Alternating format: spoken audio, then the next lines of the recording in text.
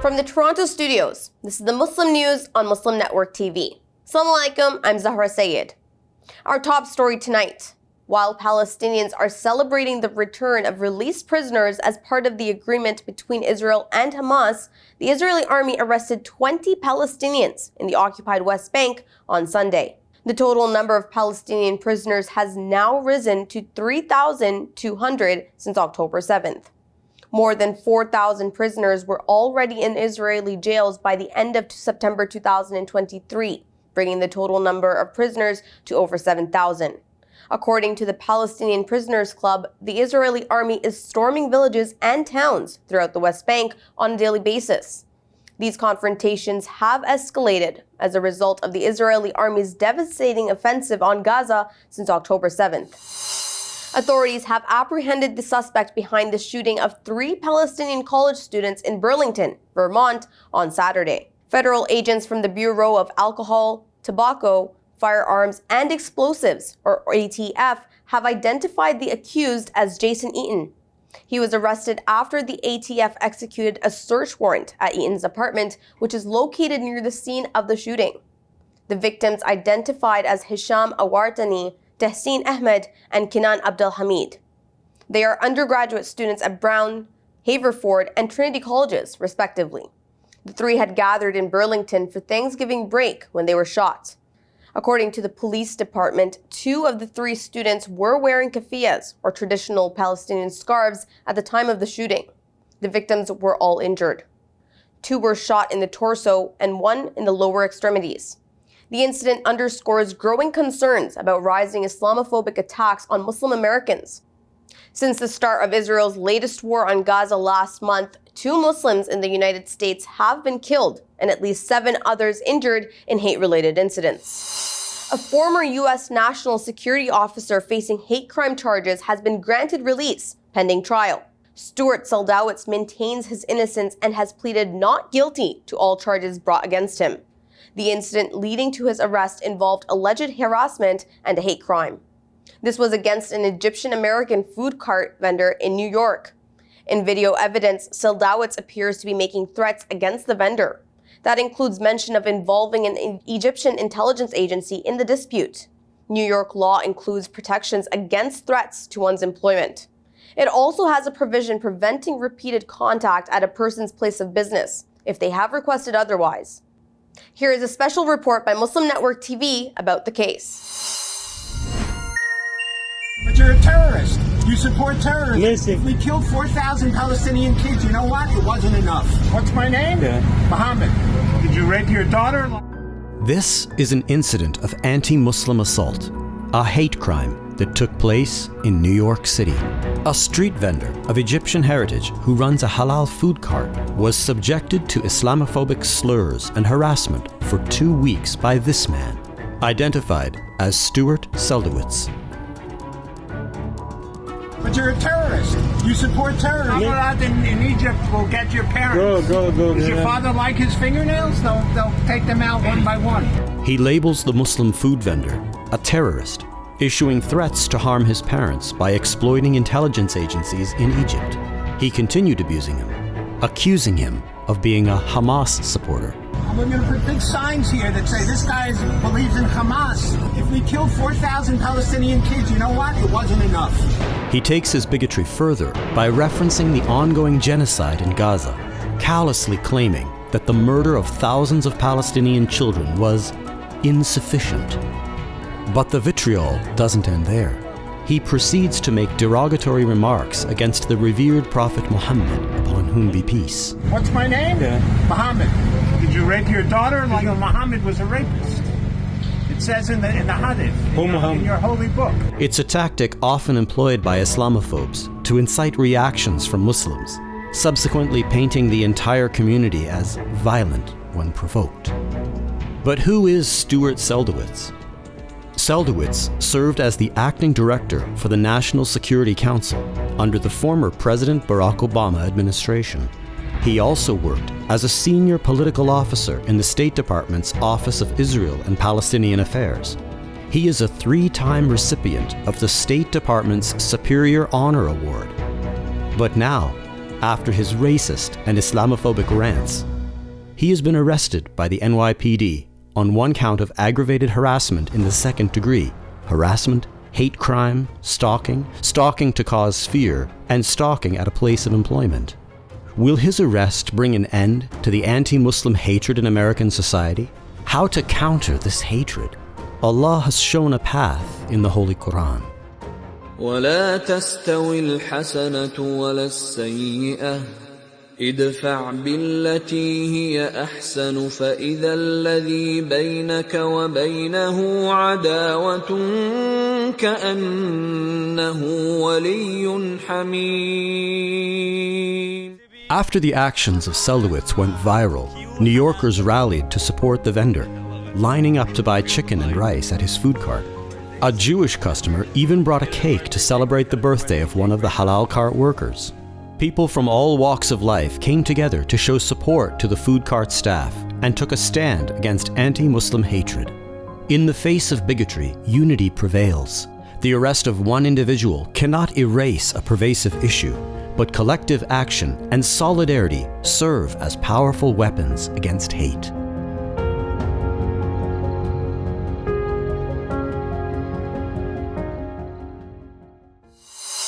President Joe Biden has requested removing restrictions on Israel's access to American weapons from a crucial stockpile. This would make it easier for Israel to secure high-powered U.S. weapons and reduce congressional oversight. The request was made as part of the latest supplementary budget proposal on October 20th. It targets the war reserve stockpile allies Israel that houses smart bombs, missiles, military vehicles, and ammunition. Previously, Israel could only access specific types of weapons. These were specifically arms considered obsolete or surplus. Biden's new request aims to eliminate these limitations. Instead, it allows transferring all defense articles from the stockpile to Israel. The move would also remove the annual spending cap on replenishing the cache. It would also reduce congressional scrutiny over transfers. Biden's request comes as public sentiment in the U.S. about military aid to Israel has shifted. This is especially after Israel's latest war on Gaza, which has killed over 14,000 Palestinians, mostly civilians. Public support for such aid is diminishing, with more Americans advocating for neutrality or backing the Palestinians. In related news, despite the ongoing humanitarian pause agreement between Israel and Hamas, violence erupted in central Gaza as the Israeli army attacked the Al-Maghazi camp. The attack occurred on the third day of the agreed ceasefire, which also included a prisoner exchange. The Palestinian Red Crescent Society reported one Palestinian killed and another injured during the assault. Notably, there has been no official statement from Israel regarding the incident, while Hamas has accused Israel of violating the humanitarian pause on multiple occasions. This ceasefire, mediated by Qatar, temporarily halted Israel's extensive military campaign against Gaza. The conflict has resulted in a substantial loss of life, with over 14,000 Palestinians, including more than 6,000 children and 4,000 women, killed, as per Gaza's health authorities. The Israeli death toll stands at 1,200. Israeli army stole the bodies of Palestinians. Details come after the break. Stay tuned and we'll be right back.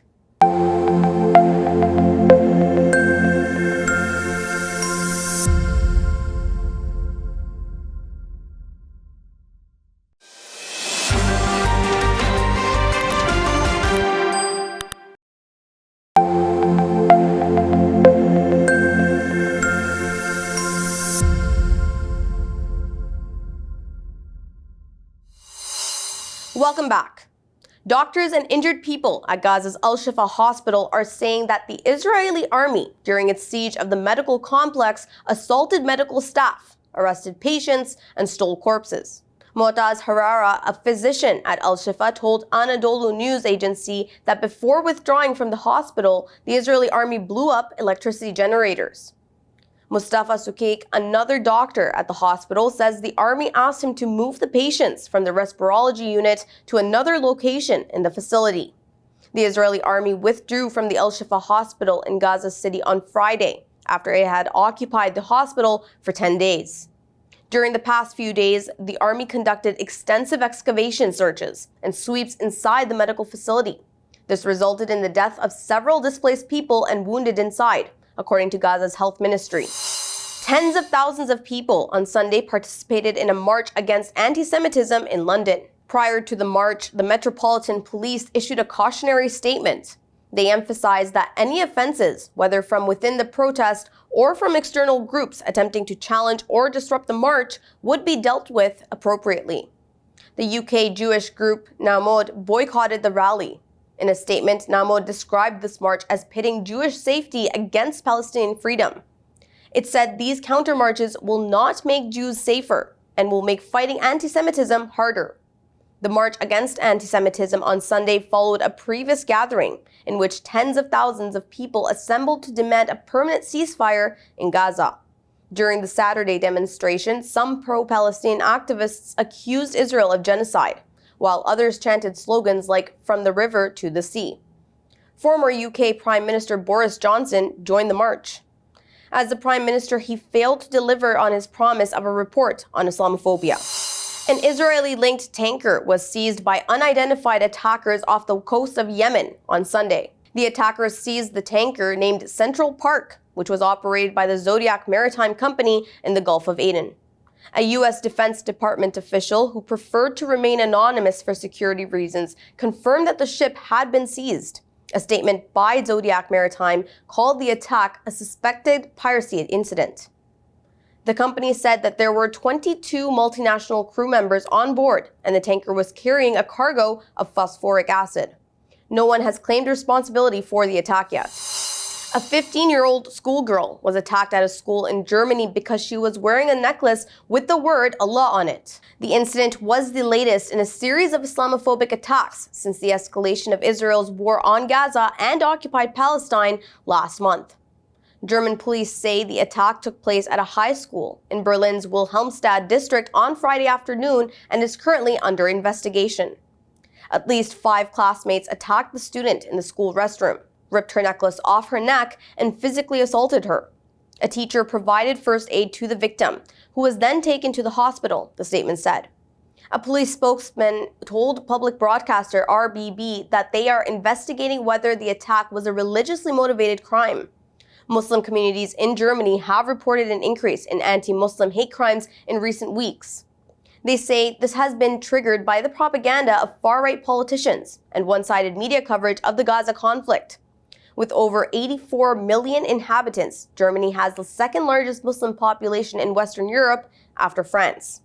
Of approximately 5 million Muslims in Germany, 3 million are of Turkish origin. Palestine and Jordan have condemned statements made by Dutch far-right leader Geert Wilders, whose Islamophobic political party seems poised to form the next Netherlands government. Wilders has called for Palestinians to be sent to Jordan. In a statement, the Palestinian Foreign Ministry described the statement racist and inflammatory. It called on the Dutch government to condemn and reject these statements, in line with international law and international legitimacy. Separately, Jordan also condemned what it called the racist position taken by Wilders denying Palestinians' rights to freedom. For more than 20 years, Wilders has become notorious for his rhetoric stoking hatred of Islam and Muslims. This has also included insulting the Prophet Muhammad, peace be upon him, and the Quran. Wilders is also a staunch supporter of Israel. He has advocated moving the Dutch embassy from Israel's capital, Tel Aviv, to Jerusalem and closing the Dutch diplomatic post in Ramallah. A Palestinian woman recently released in a prisoner swap between Israel and Hamas has revealed the dire conditions faced by female Palestinian inmates in Israeli prisons. Maysoon Musa al-Jabali disclosed that Israeli prison authorities were subjecting women to beatings, toxic gas exposure, limited food, and solitary confinement. She says the situation has worsened significantly after October 7th. Al-Jabali was the most senior Palestinian woman inmate. She had been serving a 15-year sentence for a 2015 stabbing incident near Bethlehem. Al-Jabali recounts that prison guards were given a green light to use any means necessary. Food scarcity was another issue, with minimal rations provided for the inmates. Despite the hardship, Al-Jabali expressed her determination to pursue a university education after obtaining a bachelor's degree while in prison. Her release, along with that of 33 child prisoners, was celebrated by hundreds of Palestinians in the West Bank. European Union Foreign Policy Chief Josep Borrell is emphasizing the necessity of a Palestinian state for ensuring peace and security in Israel. Addressing the 8th Ministerial Forum of the Union for the Mediterranean, or UFM, in Barcelona, Spain, Borrell and Spain's Foreign Minister José Manuel Albares called for an end to violence. The forum was attended by representatives from around 40 nations. They described the conflict and laid the groundwork for future peace negotiations. Representatives called for a credible political prospect for Palestinian statehood. The EU, Saudi, and Jordanian foreign ministers also voiced support for a two-state solution. Borrell expressed dismay over Israeli plans to fund new settlements, which he deemed a significant security concern and a breach of international law. Jordan's foreign minister Ayman Safadi emphasized the importance of a peace solution that addresses both Palestinian rights and Israeli concerns. In a related development, NATO Secretary General Jens Stoltenberg called for an extension of the humanitarian pause between Israel and Hamas, urging relief for Gaza's population and the release of prisoners. He also stressed the need for a lasting political solution to the conflict. That's all from our Toronto studios tonight. Thank you for tuning in. You can subscribe to our YouTube channel and hit the bell icon for the latest updates. For more content, keep watching Muslim Network TV or visit muslimnetwork.tv. Assalamu alaikum and good night.